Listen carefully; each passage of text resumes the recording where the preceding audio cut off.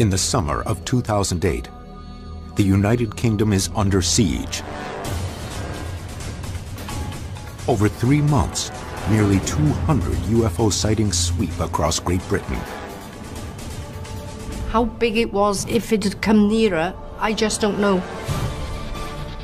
A huge triangular object, like one seen over the United States. I've never seen anything like it.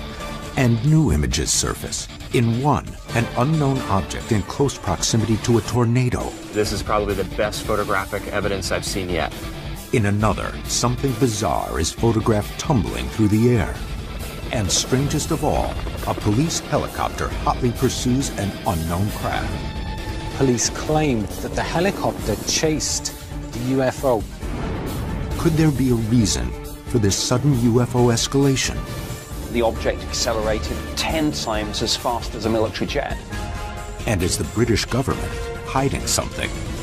This is case number 52004, UFO Storm.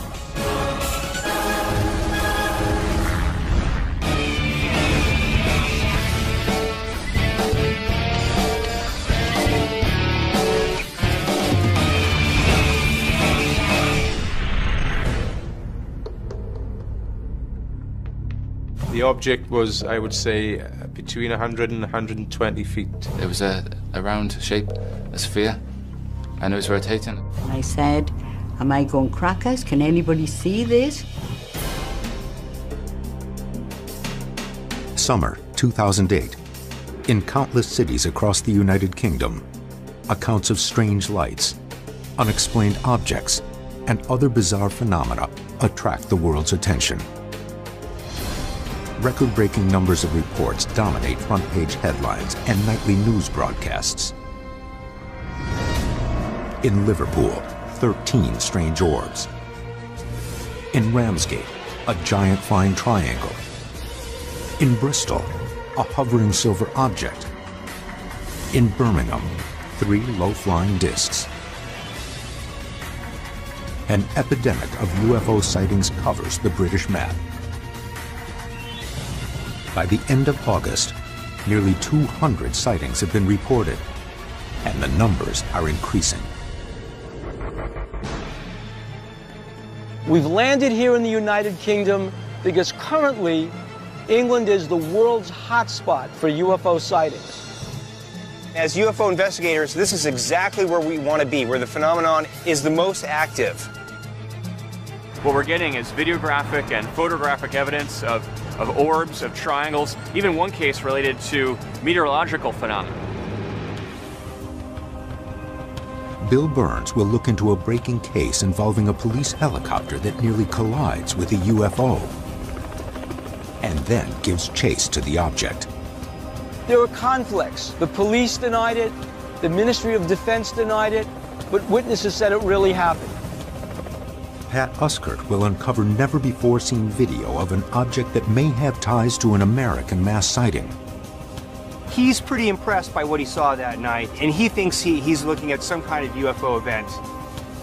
And Dr. Ted Ackworth will hunt down and analyze compelling pictures which seem to show a UFO approaching a tornado. The object was very, very close, near this twister. Are those related? Is there some cause and effect? I'm not sure, but I'd like to find out. This epidemic of UFOs has happened before, across the Atlantic. June 1952. Throughout the United States, an alarmingly high number of UFO sightings sweep from coast to coast. The following months come to be known as the Summer of the Saucers.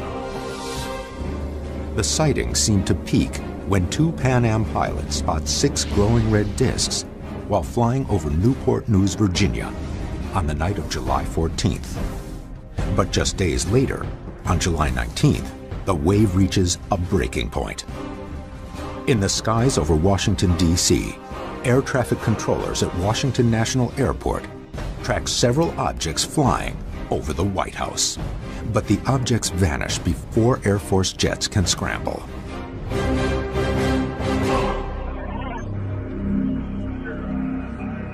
Now, there is a new summer of the saucers. This thing was just motionless, it just stayed there, and every now and then it would flash. I didn't believe in extraterrestrial life until I saw this UFO. Whatever is happening in the United Kingdom has left many residents rushing to record their encounters as proof that something is going on. I'm about to meet with Steve Tuzer, who witnessed some strange lights at the height of this UFO wave. He's got some interesting video, and we're going to check it out. May 10th, 2008, University of Wales student Steve Tuzer is walking back to his dorm after a late-night soccer game. But his night is about to get a lot more exciting. Well, it was on May the 10th, about between 11 and 12 at midnight. And I happened to have my handheld camera. I looked straight into the sky and I saw these strange lights. And they started doing these strange formations, like triangular formations, and they were like bundled together, and it was just, I've never seen anything like it. So I quickly got my camera and filmed it all. Steve's video shows the unexplained formation of lights moving from west to east through the night sky. As they move, however, a fourth light appears. What you were looking at in your viewfinder, could you also see that with... Far away, because I couldn't really zoom that close into them with my camera, so they were very far away.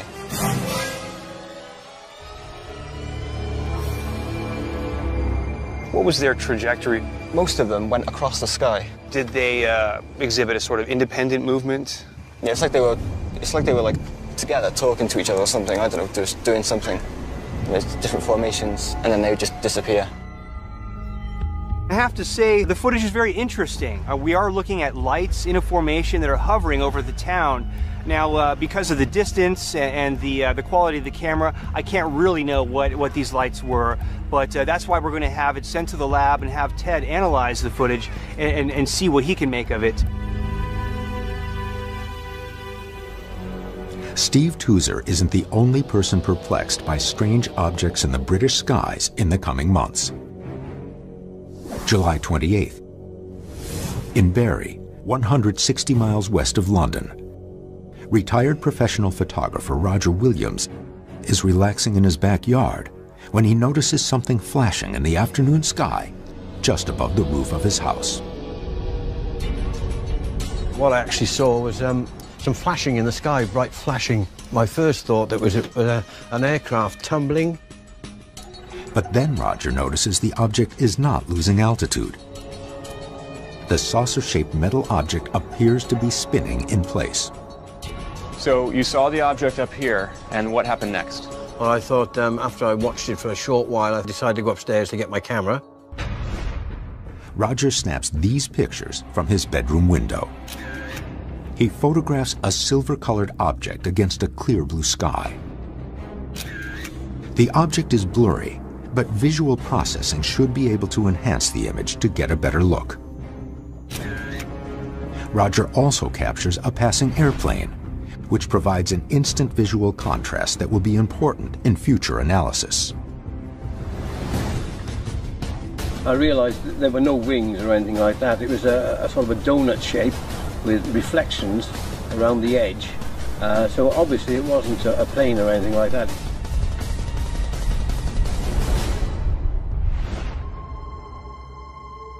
Roger has an unobstructed view while taking the photos. Right, so you had a good perspective right outside, and you weren't even shooting through glass. No glass, just straight through there. It's up in that direction. Yeah, and it looks like you were stabilizing your hand on the side of the window. That's right. All right. Well, those are great shooting conditions. After taking the pictures, Roger immediately loads them into his computer for a better look. How many did you take altogether? It's basically about 4 or 5 shots. And you took those over the course of how much time? Just a couple of minutes. The similar focal planes of the object and the airplane flying nearby provide important visual information. So this is a really interesting question to me, is because in this frame that has both the aircraft and our object, they appear to be in relatively similar quality of focus. So they are probably at similar distances, but I think it really depends on what the settings were for the lens. From that, we should be able to get a sense of the depth of focus.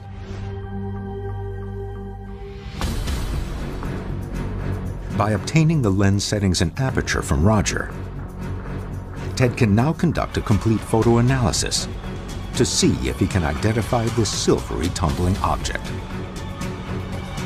I have to say this is probably the best photographic evidence I've seen yet.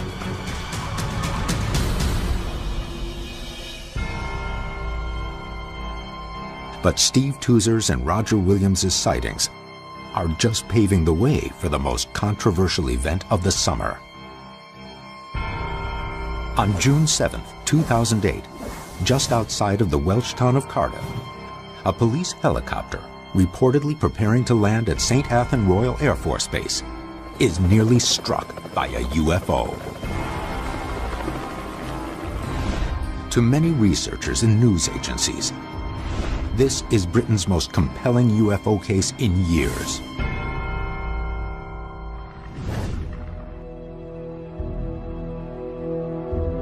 I'm meeting with British ufologist Andy Russell. Andy is a specialist in UFO sightings here in Wales. Bill meets with Andy at the perimeter of St. Athan Royal Air Force Base, the focal point of the entire encounter. The whole incident started here at RAF St. Athan early hours on the 8th of June, although some witnesses have seen a craft around the area on the 7th.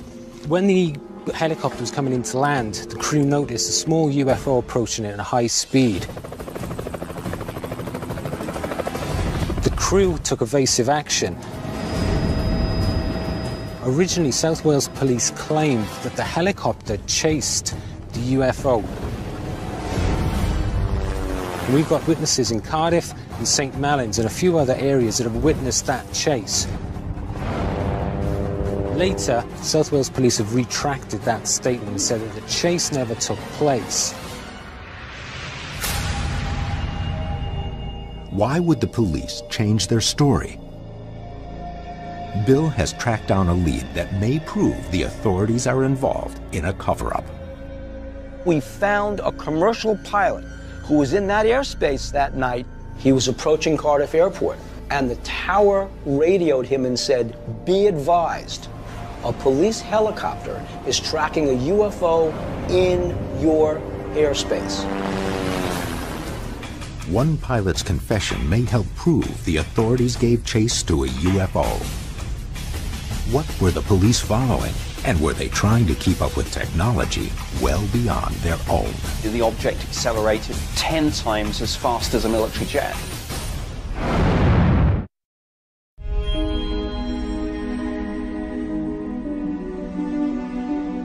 In the summer of 2008, the United Kingdom has become a center for frenetic UFO activity. Reports, pictures, and videos have been captured all over the country. But nowhere has a case intrigued more people than the Welsh city of Cardiff, where a police helicopter reportedly was in a near collision with a UFO and gave pursuit near St. Athan Royal Air Force Base in the early morning hours of June 7th. At least one pilot reported he was told by air traffic control that a UFO had encountered a helicopter in his airspace. Stay away. UFO hunters are in the UK to investigate the events taking place in the summer of 2008. They are working with local news agencies to locate credible eyewitnesses.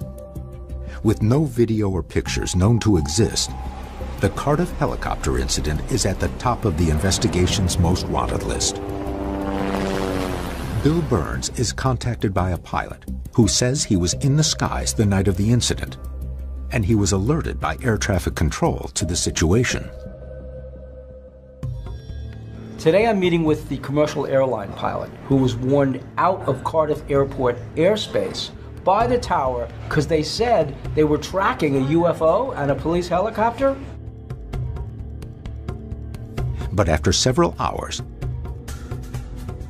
the pilot doesn't show for his scheduled interview. Originally, he agreed to talk with us and tell us the entire story. Then he abruptly canceled. He won't return our phone calls.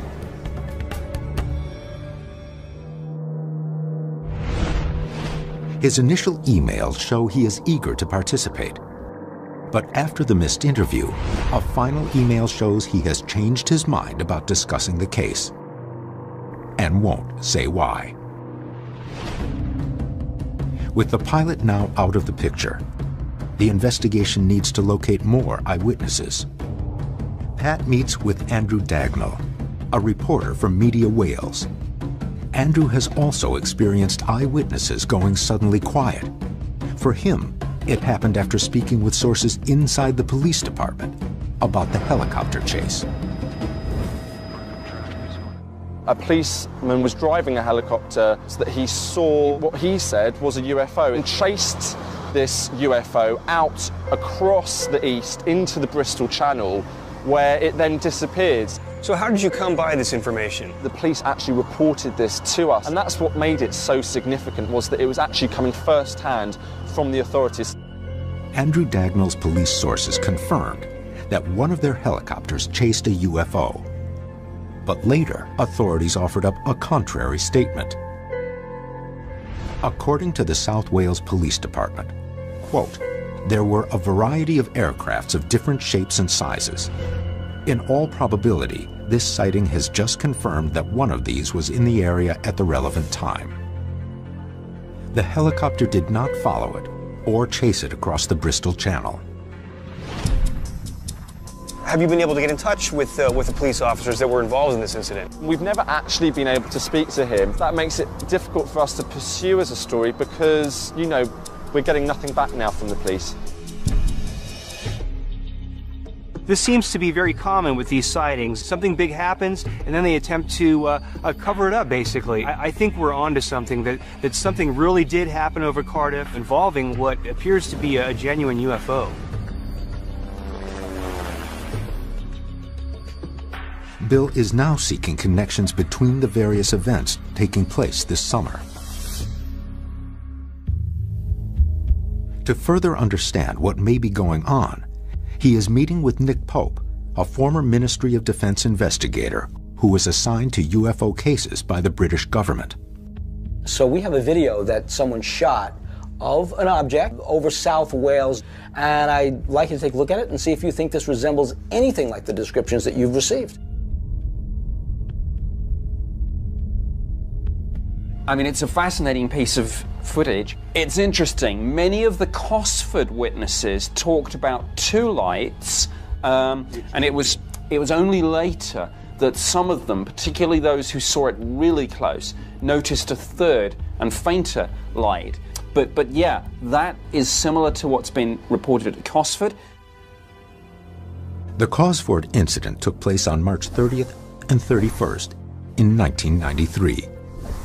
It involved over 100 witnesses who saw 2 or 3 lights on what they believed was a triangular-shaped craft. The incident entangled 2 Royal Air Force bases, Cosford and Shawbury. What's at these bases that would interest some kind of other craft? Shawbury is somewhere where helicopter training is undertaken. Cosford is basically an engineering base. So it's a wide mixture of different establishments. These aren't just UFO sightings, however. These are craft that actually go over the base, they hover over the base, they linger over the base. More than that, in relation to the Cosford incident, one of the Air Force witnesses told me that the object accelerated away probably 10 times as fast as a military jet. It's not just lights in the sky. When it comes to sightings at military establishments, whatever this phenomenon is, does seem to be paying particular attention. We don't know what these things are, but they're in our airspace, and we want to know. Though it may be impossible to know why these sightings are happening, witnesses continue to be amazed at what they are seeing. Local media assistance has helped uncover an eyewitness who saw the Cardiff helicopter event on the night of June 7th. Sometime after midnight, Amanda Berry is in her kitchen, preparing to turn in for the evening, but soon realizes her night is just beginning. Well, I was basically, sort of washing dishes, doing normal, just usual things, work on my computer. I looked out of the window and I basically saw this light, sort of an orangey sort of light. Amanda watches as a helicopter emerges behind the strange light. To her, it appears to be following or chasing the object. What drew your attention to this thing? What was unusual about it? Well, I mean, it was flying quite quickly, but it was sort of flying in a very smooth way, which you wouldn't, I mean, in a sort of broad arc. According to Amanda, it is able to evade the helicopter with relative ease. Did it appear that this thing was moving faster than the helicopter? Yes, it did. I was getting the impression that the helicopter was kind of struggling to keep up with it, and it seemed to be flying along quite effortlessly, really. I mean, it was almost like as if it was teasing the helicopter, you know. Amanda's description matches what many local media outlets reported hearing from other witnesses. But skeptics dismiss this sighting, claiming it is something far more prosaic, a simple paper balloon known as a Chinese fire lantern.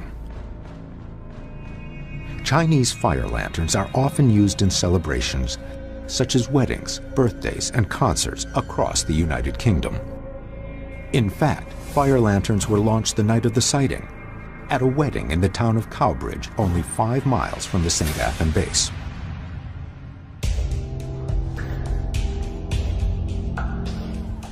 This Cardiff case, guys, is really perplexing. On the one hand, you've got the newspapers reporting this as a banner headline. The police admit that their helicopter encountered a UFO. Then the police pull back and say, oh no, nobody can talk to you. Well, it sounds like they're trying to downplay the incident, but according to some of the actual eyewitnesses, they reported that they actually saw the helicopter chasing an object. The police gave this explanation that this was fire lanterns. I think we can probably devise some kind of experiment to either prove or disprove that theory.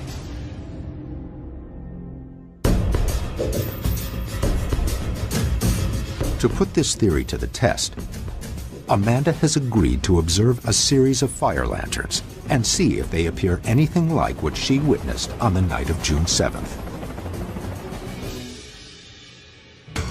With an eyewitness at the ready, the experiment is set for launch. Are police ignoring a case of simple misidentification? Or are they refusing to come forward because of a UFO incident at a Royal Air Force base?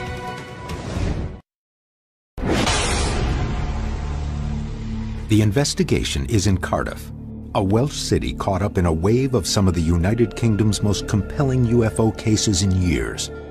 Video of what could be a huge craft. A strange picture of an object without wings tumbling in the afternoon sky. And a helicopter that reportedly pursued a UFO over the Bristol Channel on June 7, 2008. But official statements claim that this last incident is an overblown sighting of a Chinese fire lantern. These fire lanterns are candle-powered miniatures of hot air balloons, and they're frequently mistaken for UFOs. We have Amanda's testimony that she actually saw this thing. She saw a very strange object flying in a very peculiar fashion that was being chased by this helicopter, moving faster than the helicopter. Now, after this huge incident, there were reports that this was all the result of just Chinese fire lanterns. So we're here now to put that to the test. Amanda saw the object approximately 300 yards from her house. To accurately recreate her line of sight, Bill and Ted launch a fire lantern from a separate position 300 yards from Amanda and Pat.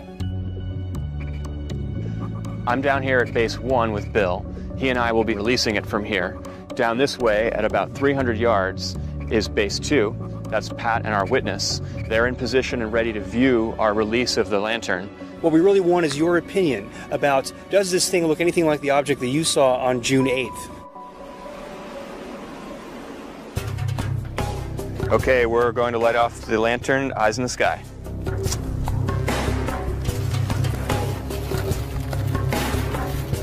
Go.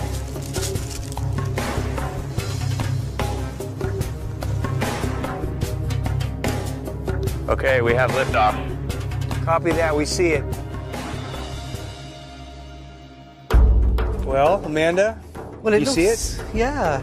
Does it look anything like what you saw? It's a lot smaller than what I saw, and even at low altitude they're small. So, well, even the lights on the helicopter I saw were, you know, they were dimmer than the lights on the other craft. You could see that they're, you know, electric lights. They were intense. These lights had intensity. Yeah, yeah. And this was more of a flickering candle or like a campfire.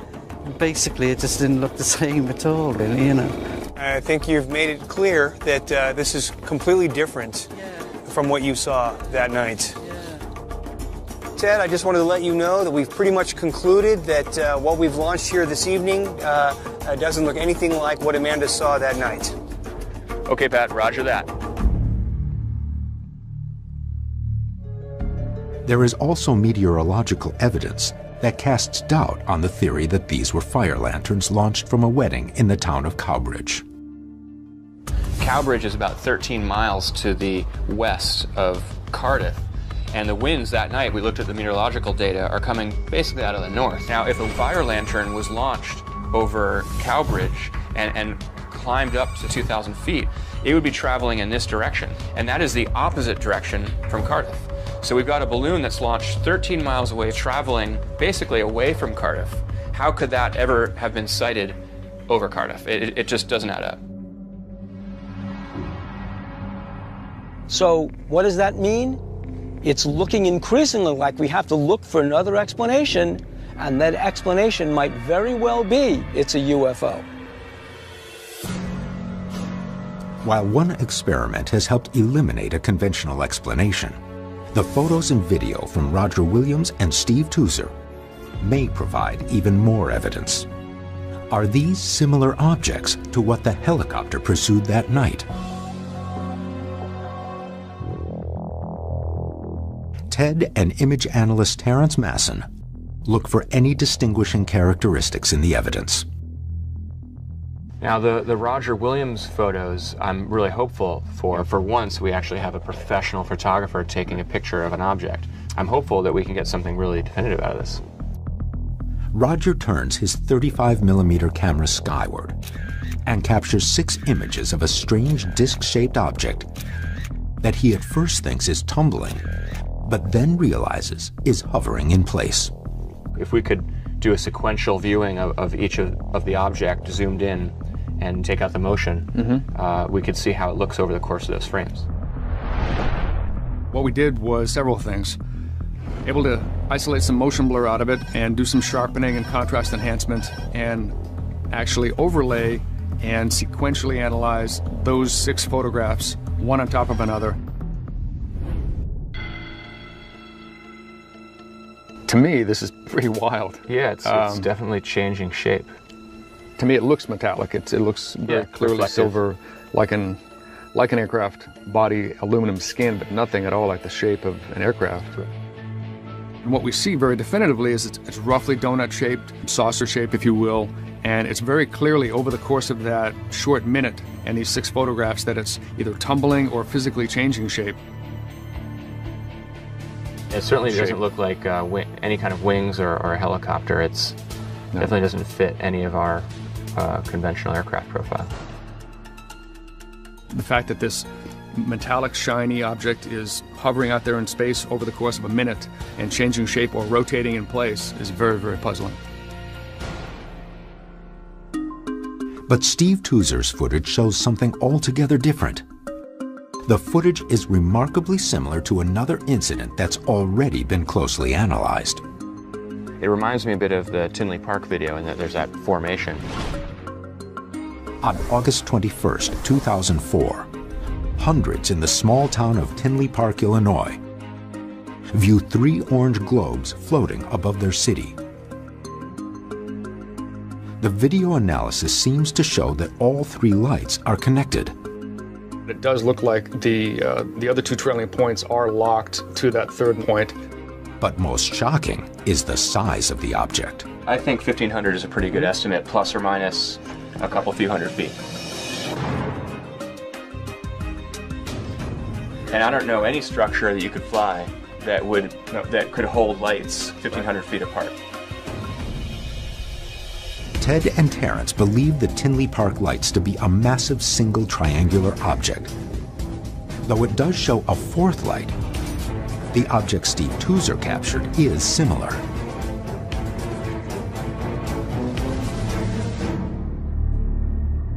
It makes me curious whether or not these lights are part of a larger structure. All right, so we see here the stabilized footage. The light on the left is the one that I actually pinned. And again, similar to Tinley Park.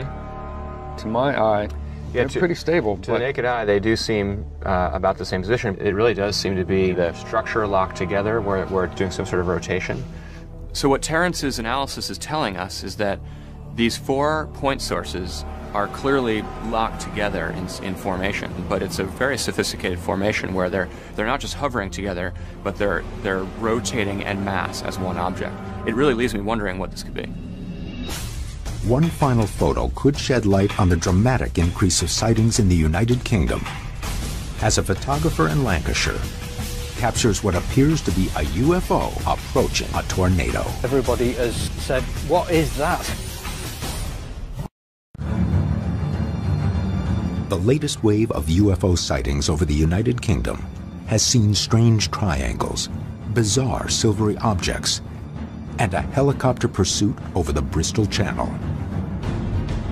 But the most unique case might involve a UFO and a tornado. Melanie Walwork of the Lancashire Evening Post received this photo days after it was taken. Well, yeah, I thought it was certainly very interesting. It was crazy enough that there was the funnel cloud in Lancashire for a start, never mind now with this, this thing next to it that no one was, too sure what it was. But more compelling for Mel is the amount of sightings in the area, especially this summer. Do the sightings tend to come together in certain months of the year? There certainly has been a lot over the last few months, obviously the summer months. Lancashire is a hot spot. Though Mel received many calls and many reports, none had the evidence that Pat Regan did when he snapped his photograph. July 6th, 2008. Pat Regan is on a normal afternoon excursion with his daughter Jasmine in Lancashire. He takes this photo when he sees the tornado forming in the distance. When he arrives home, he downloads it to his computer for a better look. At first, it just seems to be a picture of the nearby tornado.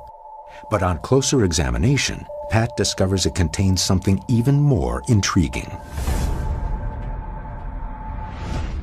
Ted and Pat head out to meet Pat Regan and his daughter Jasmine at the exact spot of their sighting, the Rufford Canal. It almost looks like we could have another tornado again today. Yeah. Are these similar conditions now to the day you had the sighting? It's a little bit cooler than when we saw the tornado. There was blue sky like this, but it was also quite thundery. So Jasmine first spotted the twister around here. Jasmine was playing there, and I heard her saying, "Daddy, Daddy, there's a twister, there's a twister." Concerned at first, Pat realizes that the funnel cloud is far enough in the distance to take a photograph. He seizes the opportunity. But he realizes he captures something even stranger when he arrives home. There was a speck in one of the pictures, and this is the speck that everybody has said, "What is that?" Pat enhances the photograph. In what seems to be close proximity to the tornado, he sees a strange greenish disc-shaped object. We don't know what it was. We said, well, could it be something from the twister? Could it be an aircraft? But all these seem to be impossible because it doesn't seem to be anything like that. So you didn't see the UFO that day? No, we didn't. Well, we saw it, but we didn't register it in our brains. It was there because it was on the picture. Yeah, we only noticed later on. Do you know if the twisters caused any damage? Didn't get the feeling it was going to do any damage, but it only seemed to be peaking downwards some distance from actually Earth. It wasn't touching down? It didn't seem to be. But when you were watching it, did you see any debris getting kicked up at the base? No, we didn't. If the tornado didn't touch down, it probably couldn't have picked up something large enough to be the object in the picture. Seems strange to me is that we have a sighting of some unknown object associated with a strange meteorological phenomenon, and apparently the object was very, very close near this twister. Are those related? Is there some cause and effect? I'm not sure, but I'd like to find out. But with so many unidentified objects being seen this summer, many are asking why the British government isn't seriously investigating this UFO wave. The British government has upheld the importance of UFO investigation for years and recently declassified the largest number of UFO investigations in this country's history. These files contain details of hundreds of sightings of strange lights and objects in the sky from 1978 to 1992. Nick Pope, who led the UFO project at the Ministry of Defense until 2006, examined many of these cases, some of which remain unsolved.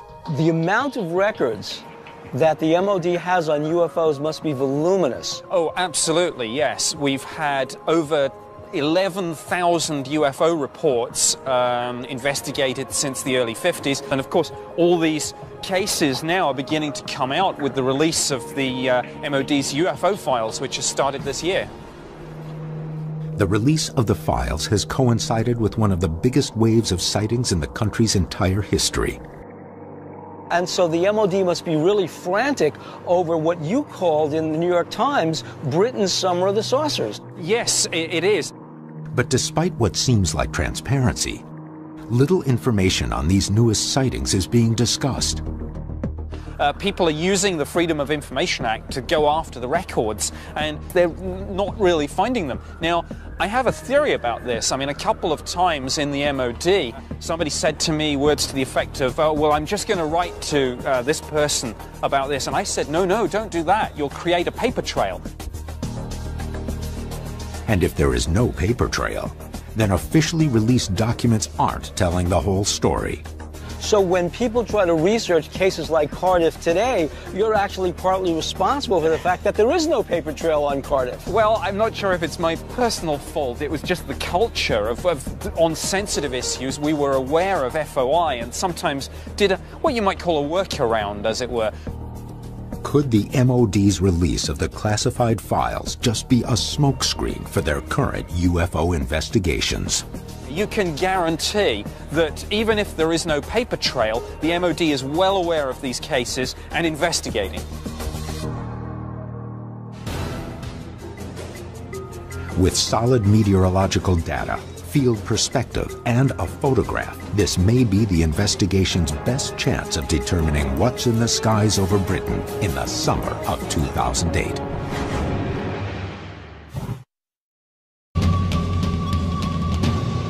An extraordinary photograph involving a tornado and a possible UFO has surfaced in Lancashire in the UK.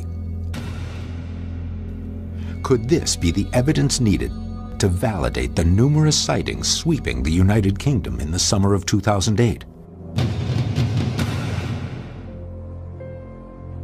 I'm at the University of Manchester at the Centre for Atmospheric Sciences. I'm about to meet with Dr. Grant Allen, who's an expert with tornadoes and twisters. I'm hoping that Dr. Allen can give me some information about the tornado that I can use when I get into the digital image processing.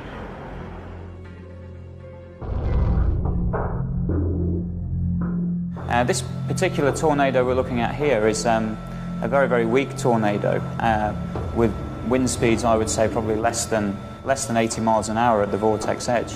Does it look to you like this is touched down? I wouldn't say so. Normally when a tornado forms at the top of the cloud, you get a thicker area and that tapers off as it descends, and you can see that. One question stands out.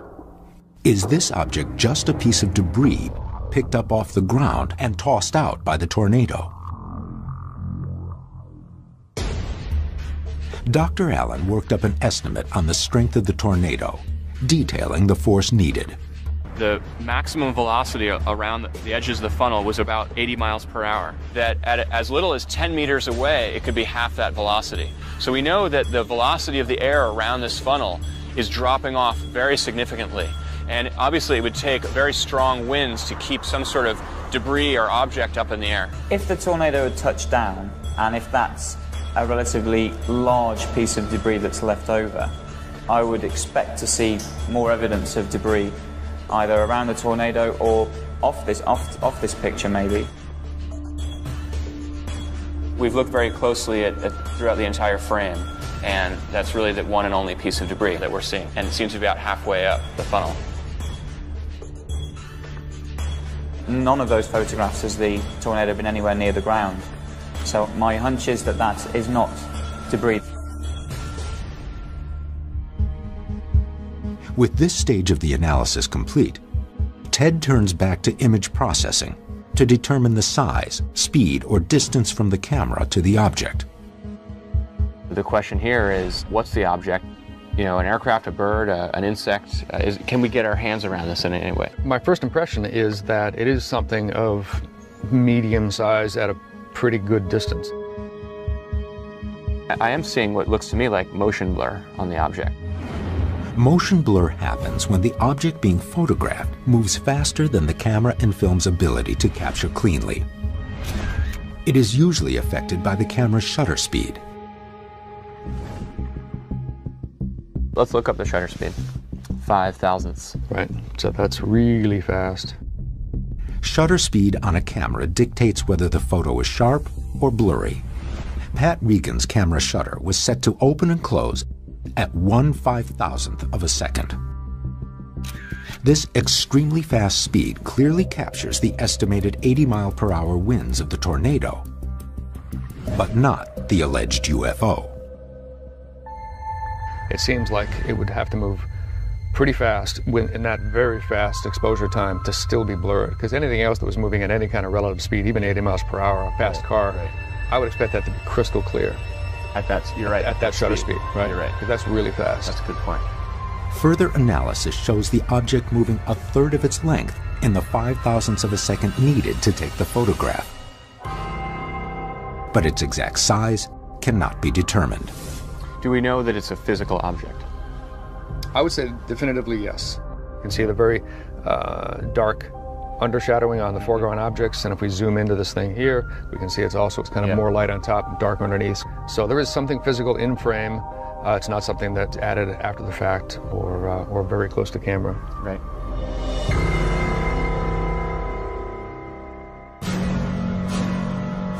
No debris in this area is to be expected, and yet there's this large object in there traveling at a very high rate of speed right next to the tornado. So it's very curious. There's a lot of unanswered questions. A mysterious flying triangle. A metallic sphere shot by a professional photographer. A large, fast object that doesn't look like any known craft approaching a tornado. This has been a really fruitful trip. We've been able to collect what, in my impression, has been some of the highest quality photographic evidence I've ever seen. From conducting our own experiments, I'm of the opinion that there actually was some kind of unusual object that interacted with this helicopter. We found that even though the MOD is releasing its files, it's still keeping mum about cases. We're left with the possibility that we will uncover the piece of thread that will unravel the whole secret and finally reveal the truth. But even as the summer draws to a close, the events continue. September 7th, just outside of Southport. Near Pat Regan's sighting of the tornado object, residents flood emergency services with reports of a blazing object falling out of the sky. September 13th, in Bristol, near the Cardiff helicopter incident, 5 bright orange lights circled the night sky. And September 22nd, reports of triangular lights pour in from the towns of Rose, Johnston, and Boris. As events escalate and with more and more witnesses, the truth may be just a sighting away. In this documentary, you will see miraculous UFO footage that has been authenticated by Top UFO. The documentary featured an extensive summary of the footage, the canisters containing the footage, an expert analysis from the likes of Stanton Friedman. One film expert noted in the documentary that the footage came in an old Soviet canister that had information labeled on it that was consistent with info written directly on the film reel. The numbers on the film's header matched the canisters they came. The header of the film had the crest of the KGB on it, and the term for top secret is shown in the first few seconds of this footage and image to the right. Having real-looking alien footage is one thing, but including the original film real canisters means you are extremely close to proving 100% authenticity. This is something that has traditionally lacked in other more popular alien videos such as the widely known Alien Autopsy or the Alien Interview videos. Several KGB documents. In the documentary, several KGB documents are produced to prove the film is authentic, along with credible testimony from a former Soviet KGB operative who claims to know about the event. At first everyone believed that those debris were part of some novelty aircraft manufactured in the United States or England, said Pavel Klimchenkov, a former KGB operative, but having done some measurements material analysis, we came to the conclusion that none of the domestic or foreign manufacturers known to us could have produced this apparatus, at least not in the conditions existing on this planet. Along with Pavel's testimony, authentic KGB top-secret documents were obtained by the filmmakers, allegedly costing them $10,000. The documents described in detail a crash site recovery operation of a disc-shaped object and organic remains. Based on the credible testimony, KGB documents, expert film analysis and the general good feeling one gets when watching this interesting crash site video, it is safe to assume that this film indeed may be authentic. What about the autopsy? This footage will be posted in our second part article along with thoughts and analysis, actors, training exercises, skepticism. Some have put forth the argument that an American production crew filmed the footage in March 1998. These claims are put forth on websites claiming to know the truth about this footage. To date they have failed to show even one current photo of any of the soldiers in the film, nor any statements from the actors that they were indeed only actors in this film. This should be easy to obtain if the footage was recently filmed. Some have put forth the argument that an American production crew filmed the footage in March 1998. These claims are put forth on websites claiming to know the truth about this footage. To date they have failed to show even one current photo of any of the soldiers in the film, nor any statements from the actors that they were indeed only actors in this film. This should be easy to obtain if the footage was recently filmed. Another theory suggests the film was a training exercise. Yet no one has produced witnesses verifying this claim. One skeptical viewpoint suggests that the object's thickness is far too small to support any would-be alien pilot. The craft's outer edge as seen on the image is only 12 to 36 inches. However, it is not necessarily indicative of the overall thickness of the craft. The image was taken from the only part in the video sequence where the craft's edge is visible, and since the camera never goes behind, there is no way to tell how much depth the craft may have on the other side.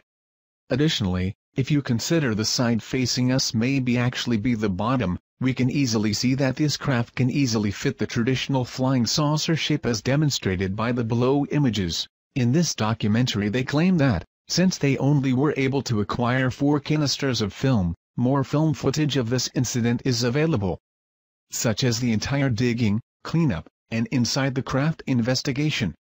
To this date, almost a decade after it went public, no other videos have surfaced. A UFO crash site allegedly filmed by the Russian KGB in March of 1969 in the Sverdlovsk region of Russia. The footage was later obtained by documentary filmmakers who then published the movie, The Secret KGB UFO Files. A film expert noted in the documentary that the film came in an old Soviet film can and the numbers on the film's header matched the cans they came in. The header of the film has the crest of the KGB on it and the term for top secret. An autopsy of the alleged pilot of the UFO is seen in the documentary film. Soviet doctors examined the burned torso of the entity and it is revealed that the 3 doctors died 1 week later, all from cerebral hemorrhages. Death certificates are presented as proof.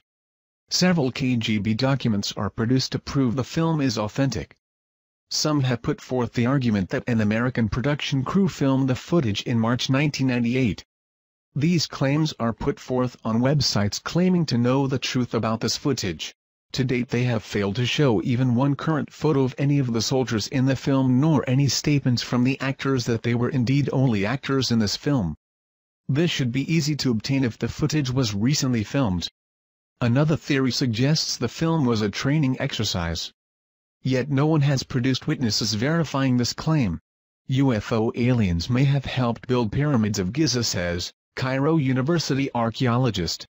Head of the Cairo University Archaeology Department, Dr. Ayla Shaheen, in December 2010 had told an audience that there might be truth to the theory that aliens helped the ancient Egyptians build the oldest of pyramids, the pyramids of Giza. On being further questioned by Mr. Marek Nowak, a delegate from Poland, as to whether the pyramid might still contain alien technology or even a UFO with its structure, Dr. Shaheen was vague and replied, "I cannot confirm or deny this, but there is something inside the pyramid that is not of this world." Delegates to the conference on ancient Egyptian architecture were left shocked. However, Dr. Shaheen had refused to comment further or elaborate on his UFO and alien-related statements. Down below is 90's The Secret KGB UFO Files documentary, that deals with the fact that Russian had already discovered the tomb of alien humanoid in Egypt and something is beneath the pyramid. The Secret KGB UFO Files documentary interestingly supporting the head of the Cairo University Archaeology Department, Dr. Ayla Shaheen, claim as well. Actually, ancient Egyptian writings very often talk of beings from the sky opening and bright lights coming down to teach them technology and give them wisdom. Many pictures and symbols resemble UFOs and aliens. Possibly aliens built the Great Pyramid. And these solid long-lasting construction techniques were adopted by the Egyptians. Ancient Egyptian legends tell of Tebzepi, or the first time. This is described as an age when sky gods came down to earth and raised the land from mud and water. They supposedly flew through the air in flying boats and brought laws and wisdom to man through a royal line of pharaohs. And of course, this was all thrown out the window when Christianity came along. Keep in mind that the gods were the one and only religion that there was.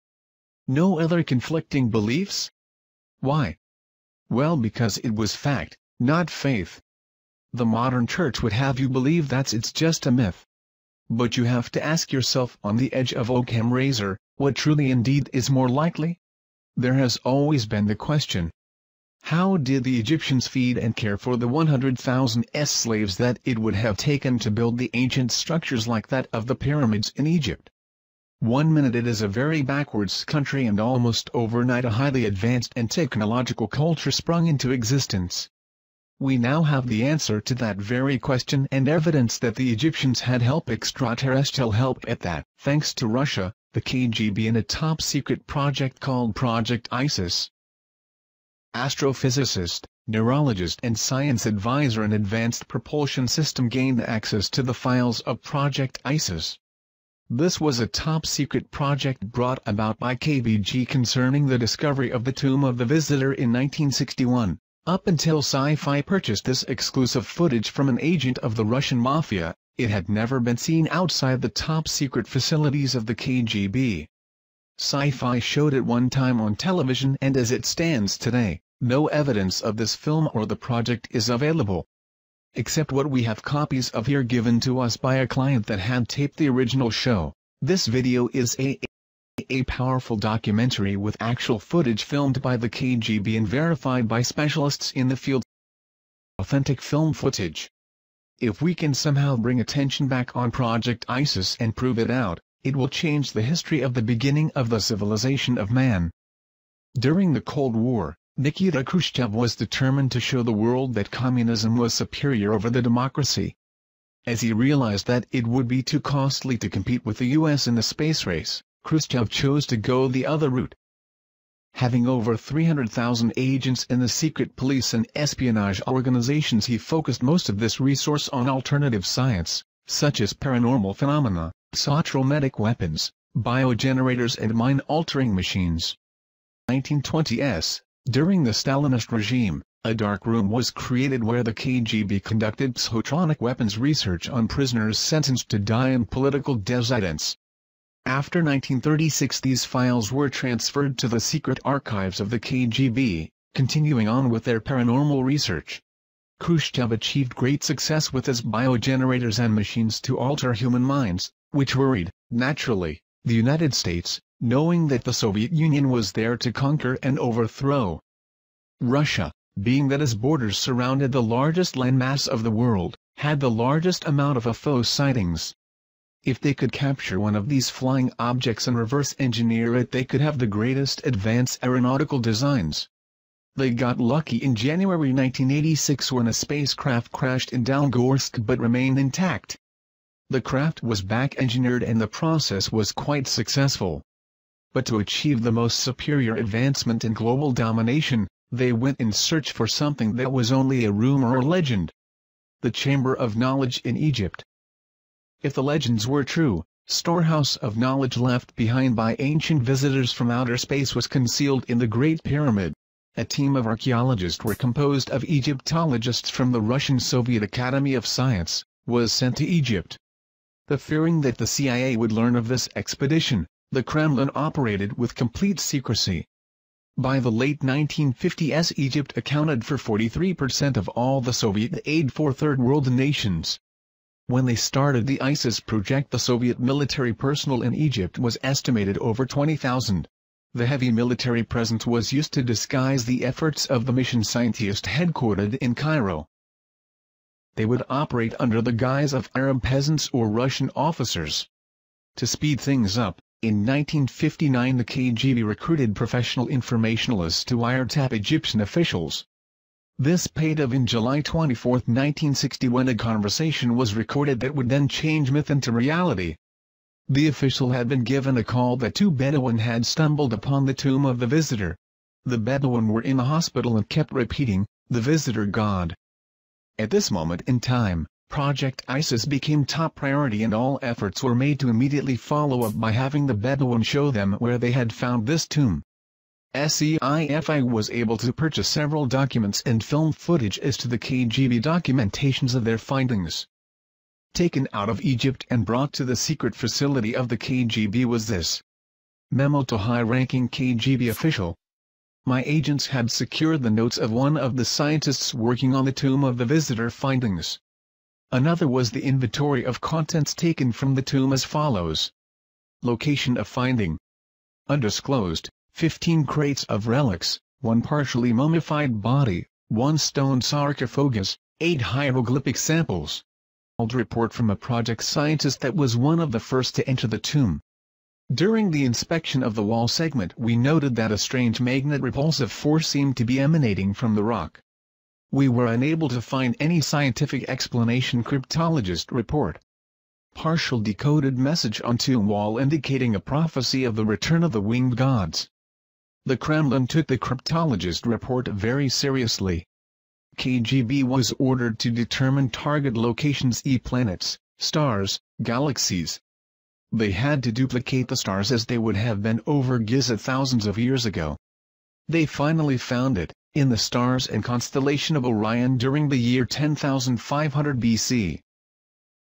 Although it was possible that the builders could have been working off plans of a time before the pyramids was constructed, this was proven not to be the case.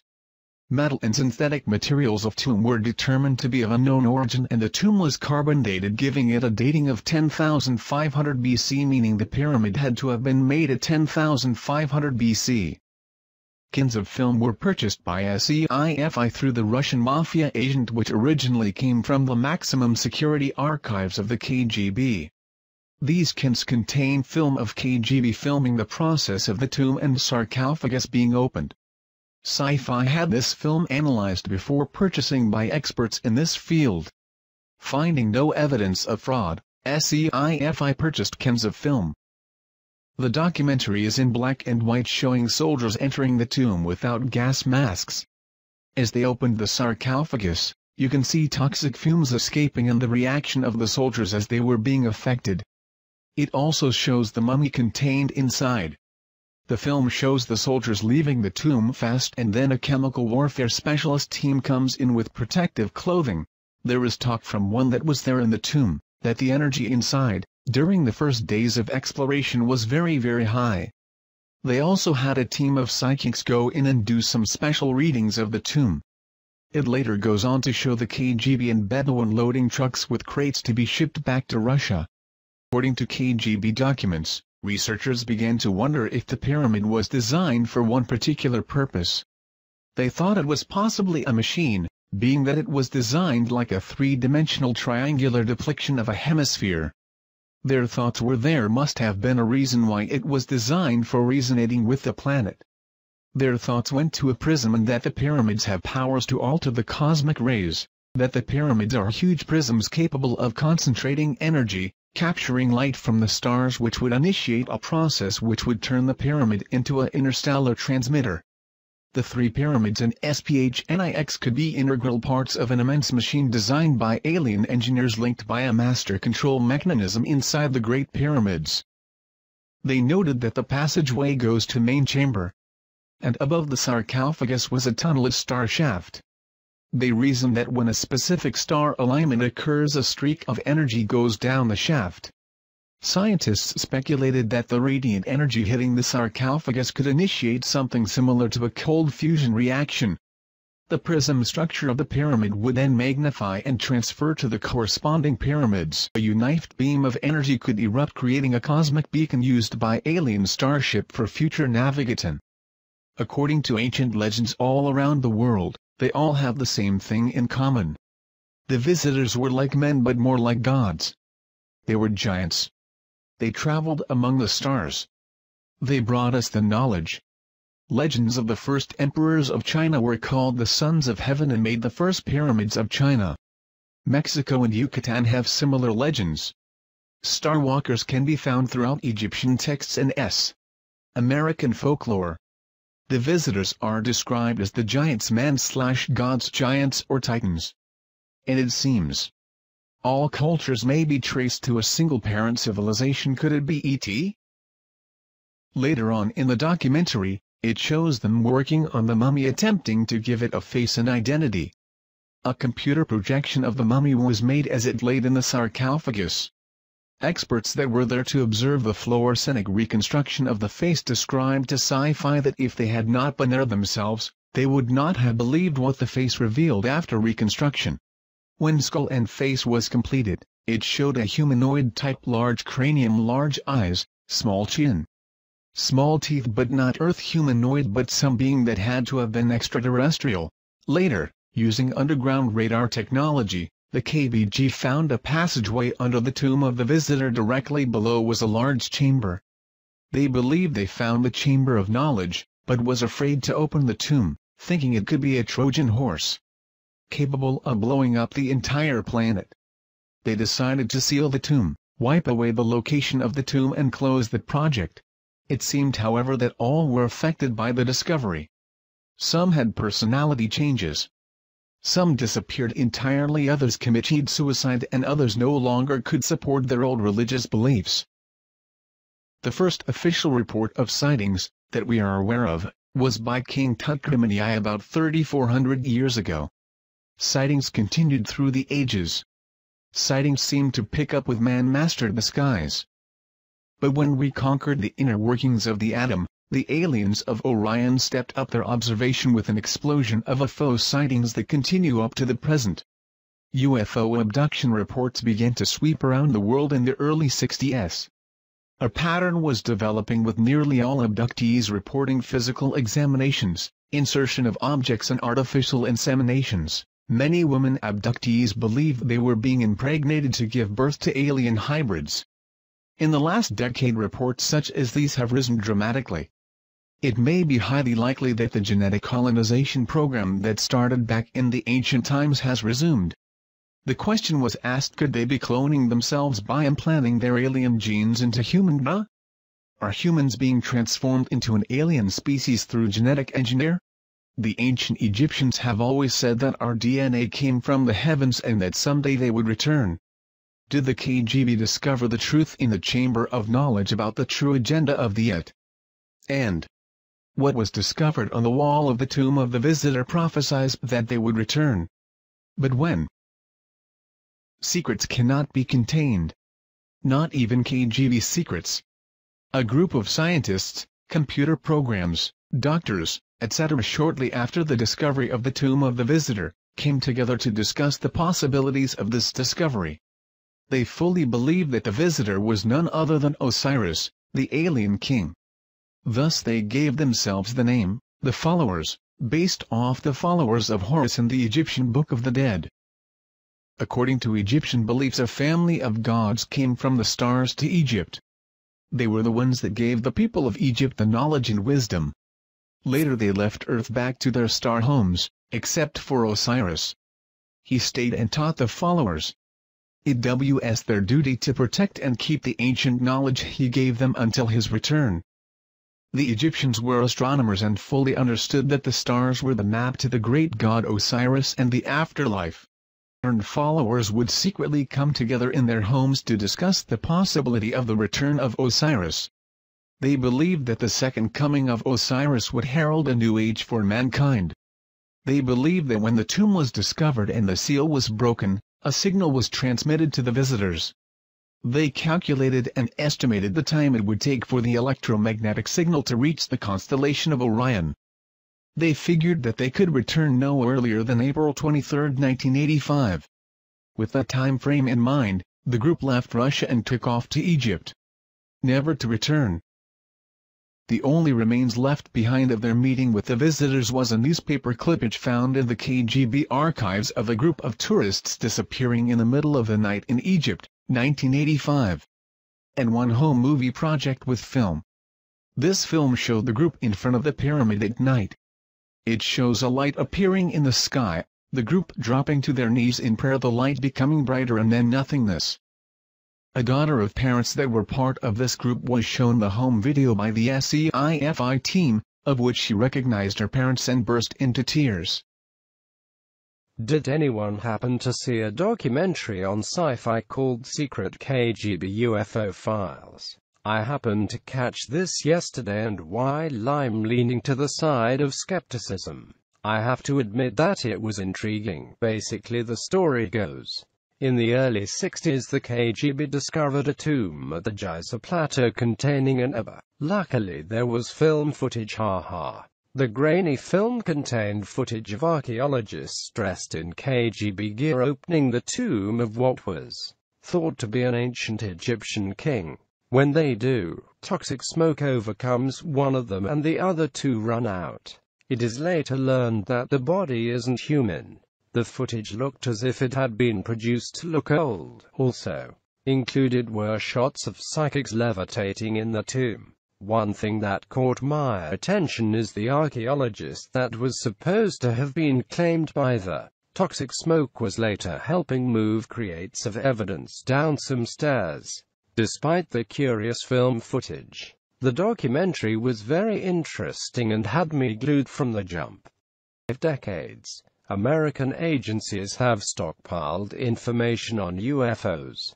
So did their counterparts behind the Iron Curtain. Soldiers, scientists and spies all paint a disturbing picture of the KGB's secret campaign. Is this the stunning proof that the Soviets recovered something not from this earth? When US researchers began looking into just how much the Soviet government knew about UFOs and extraterrestrial visitation, they were not surprised to learn that the Russians took the subject very seriously. What they didn't expect was evidence of ancient alien visitation, paranormal properties associated with related artifacts, and most shocking of all, of a mass abduction in 1985, among the piles of materials obtained from former Soviet spies. Some extremely puzzling and disturbing documents and film footage surfaced confirming rumors, which had been circulating for decades. In the late 1950s and 60s, the Russians became very interested in a number of unusual and newly discovered archaeological sites in Egypt by interpreting ancient symbols. One of those sites was believed to contain the remains of a life form not from Earth. Startling top-secret film footage, never before seen outside the Kremlin, confirms the Soviet mission to recover and analyze these remains. Join host Roger Moore in an exclusive investigation into one of the most compelling events of our time.